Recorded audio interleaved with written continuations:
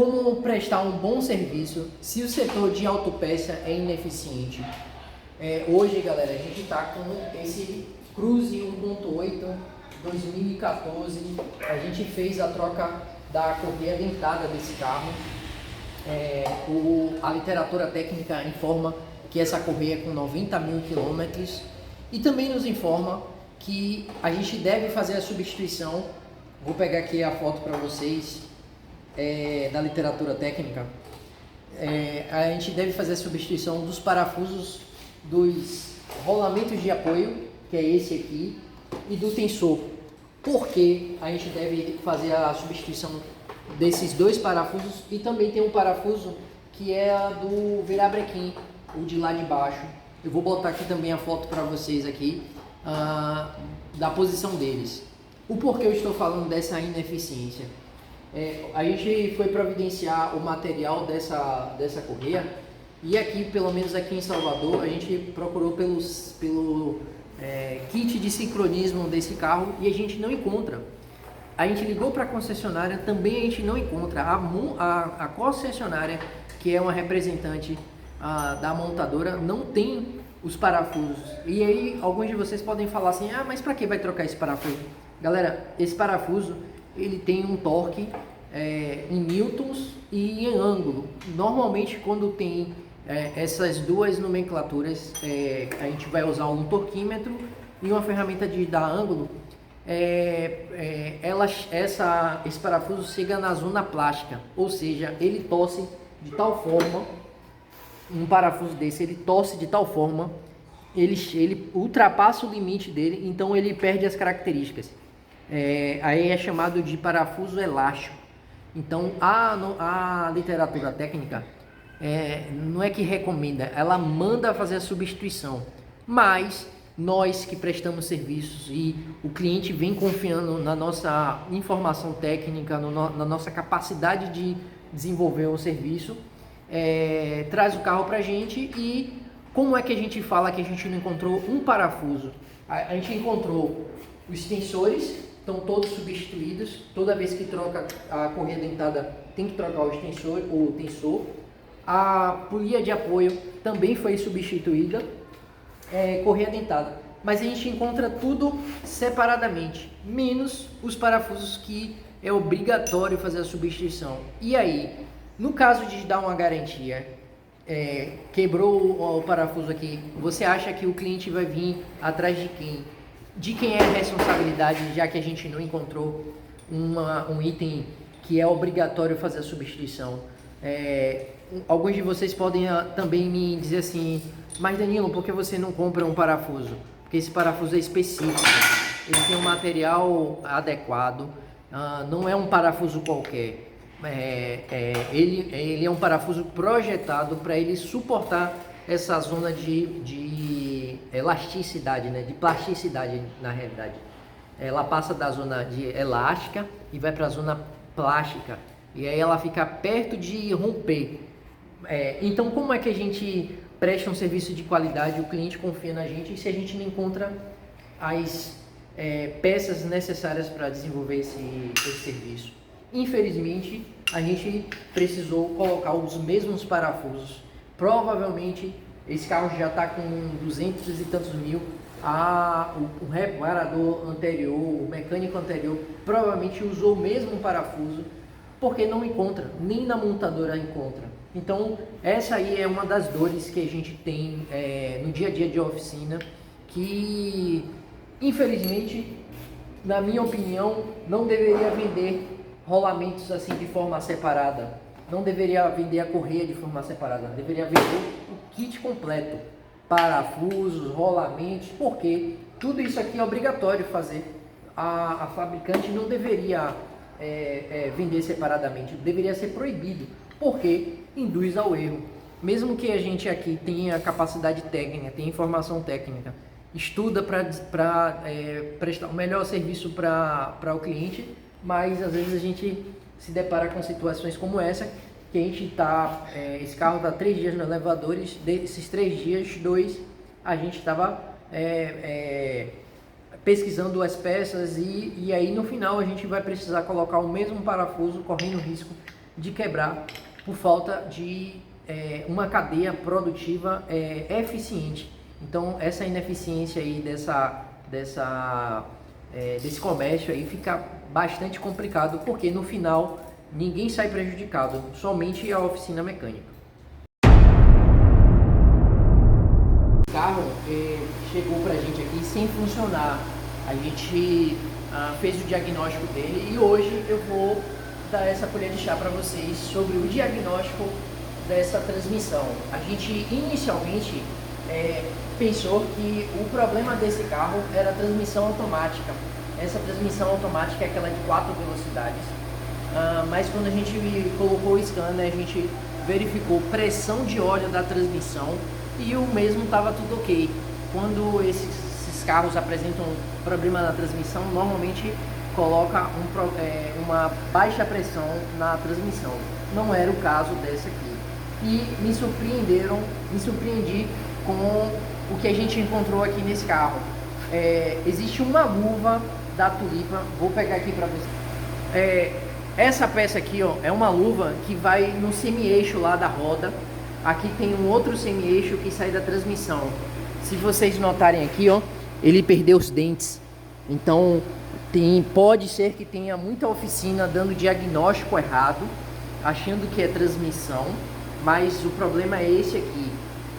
Eu vou botar o outro lado. Perceba que aqui, ó, a gente tem as estrias, mas desse lado aqui, ó, não tem estria nenhuma, só tem um desenho lá.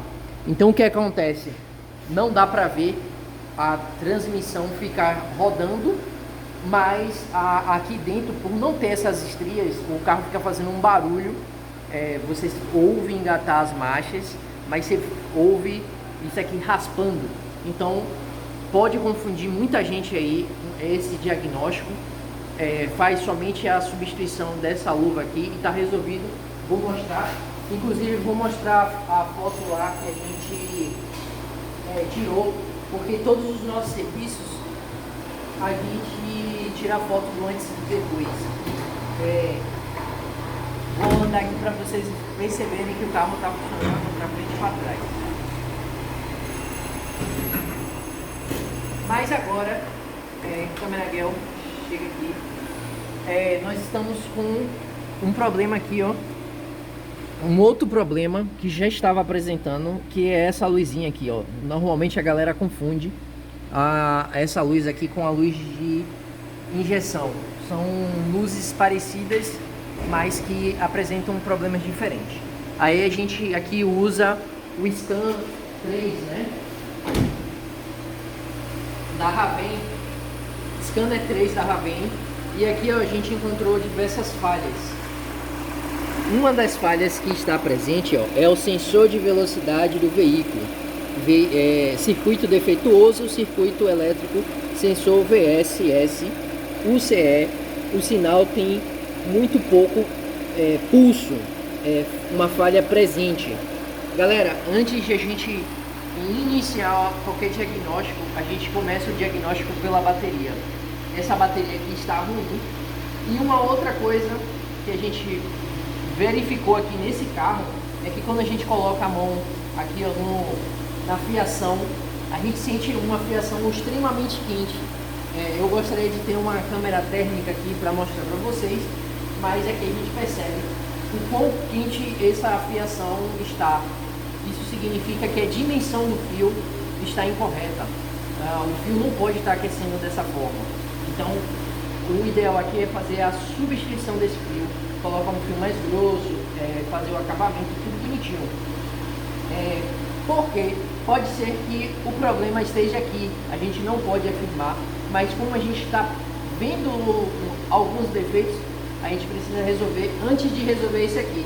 E pode ser uma possibilidade que quando a gente resolva esse defeito aqui da fiação, também resolva a questão do sensor, porque não está chegando a quantidade necessária de energia lá no sensor. Então pode ser que o sensor esteja coletando informações erradas por conta da bateria, por conta do fio.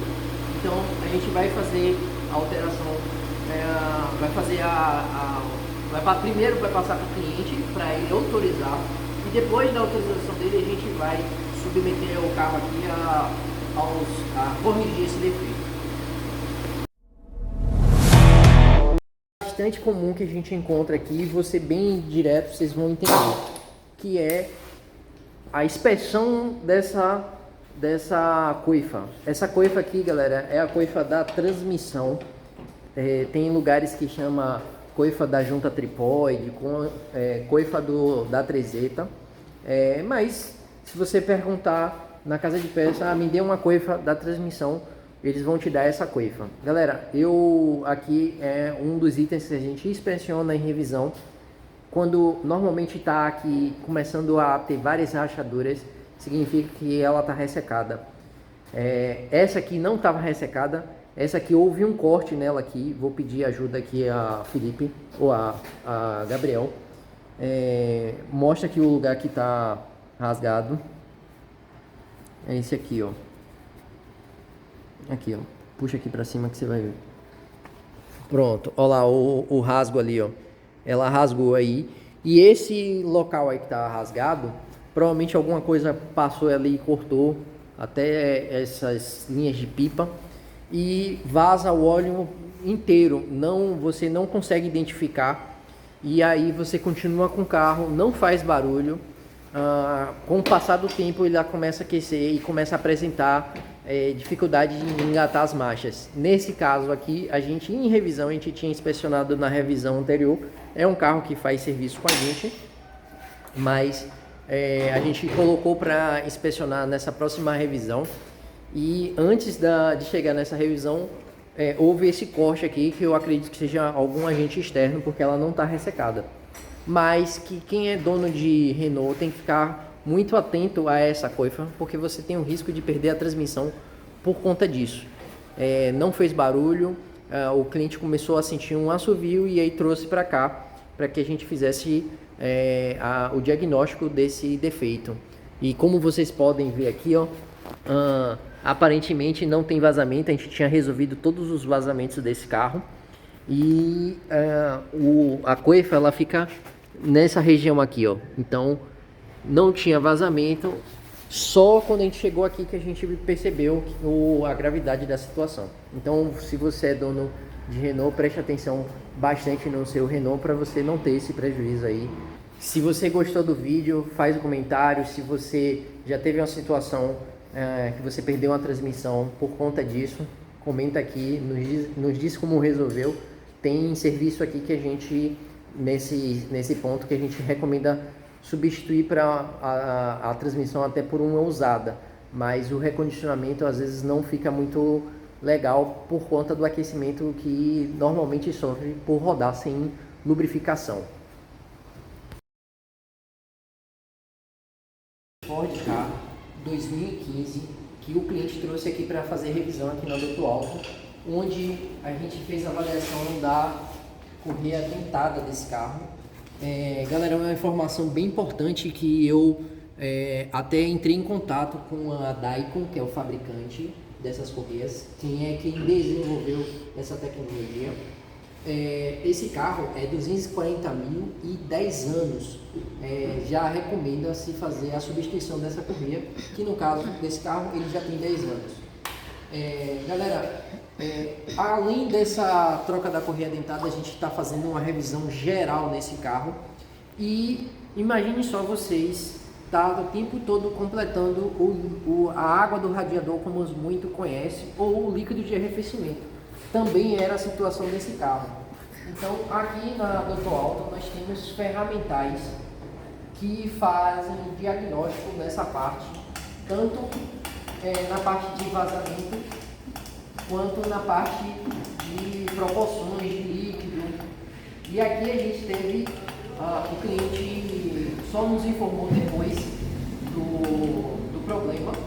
Então a gente tem essa ferramenta aqui, ó, que a gente consegue diagnosticar vazamento, e vou mostrar a vocês o local onde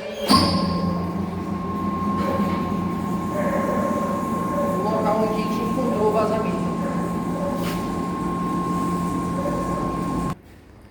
Então, galera, a gente botou pressão lá em cima naquela ferramenta da Raven, e aqui a gente encontra, ó, o vazamento. E esse vazamento, o cliente informou que ele já passou por outras oficinas e ninguém tinha conseguido diagnosticar esse vazamento. Então, se você está com vazamento e quer encontrar esse vazamento, traz aqui na Dr. Auto que a gente vai fazer todo o agendamento. Como é a nossa orientação nessa situação? Esse carro aqui já tem 10 anos de uso. Esse radiador aqui é original. Tem algumas oficinas que fazem reparo do radiador, existe, mas a gente não recomenda, a gente acaba não nem executando esse tipo de serviço, porque a gente já tentou fazer antes o reparo no radiador e nunca fica legal. 6 meses depois dá o mesmo problema. Então é muito mais barato providenciar um radiador zero. Vou mostrar a vocês que a gente vai colocar um radiador novo na caixa. Nunca usado antes. Vamos fazer a instalação desse radiador. E qual é o benefício, galera? Gente, você às vezes faz a recuperação, não fica legal, você vai ter que pagar uma nova mão de obra daqui a 6, 7 meses, ou às vezes nem isso, para fazer o mesmo serviço, onde você poderia já ter ali a garantia do serviço. Mas o radiador novo também pode vir com defeito? Pode, mas a gente, no caso aqui, a gente não aceita que tragam peças de fora, a gente fornece todas as peças e aí a gente vai correr atrás da mão de obra, tudo. Então, muito melhor botar um radiador, e a possibilidade de um radiador novo dar defeito assim, com pouco tempo é muito pouco, né? É pouco provável. Então, se vocês também notarem aqui, ó, o cliente estava usando água. Vou mostrar aqui o teste, vou botar aqui que eu tirei a foto. A gente já botou, já mediu a proporção, tudo, e vamos logo iniciar a manutenção desse carro aqui. Mas isso aqui também, galera, é bom que apresente esse tipo de defeito em revisão. Por isso que a gente tem a revisão mais detalhada, a gente coloca a pressão, a gente olha a proporção de aditivo, passa scanner, tem várias coisas que a gente faz na nossa revisão, que é para justamente se for para dar algum problema, dá problema aqui dentro, ou a gente demonstra que o problema estava acontecendo, como o cliente não tinha informado, e depois que a gente viu o vazamento que ele informou que ele estava andando completando o líquido de arrefecimento. Porque imagine que você pega a estrada com esse carro, um final de semana que você tira para estar com a família e você acaba ficando na estrada por um vazamento desse, ou pior, nesse caso desse motor, fazer a substituição de um motor completo, ou precisar fazer uma retífica, que a própria fabricante não recomenda fazer retífica desses motores 3 cilindros. Aqui o ideal é fazer um novo, ou seja, R$19 mil, fora o tempo. Então é muito melhor trabalhar na prevenção.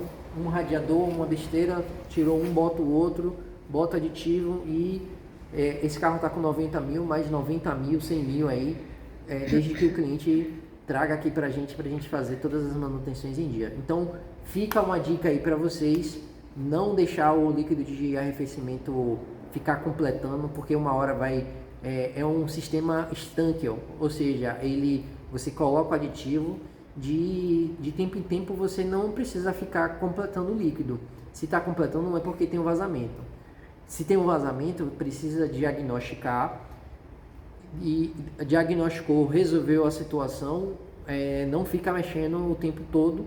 E uma outra orientação é não permitir com que o fretista abra o líquido, a tampa ali do reservatório, porque cria-se problema, coloca aditivos de forma errada, de marcas diferentes e tecnologias diferentes, e esse aditivo pode trazer danos também ao motor, essa mistura de aditivo. Então tem que trazer na oficina, traz uma oficina de confiança. Se você é da região aqui ou estiver passando por aqui, a gente sempre deixa aqui no nosso Instagram, estamos sempre colocando lá.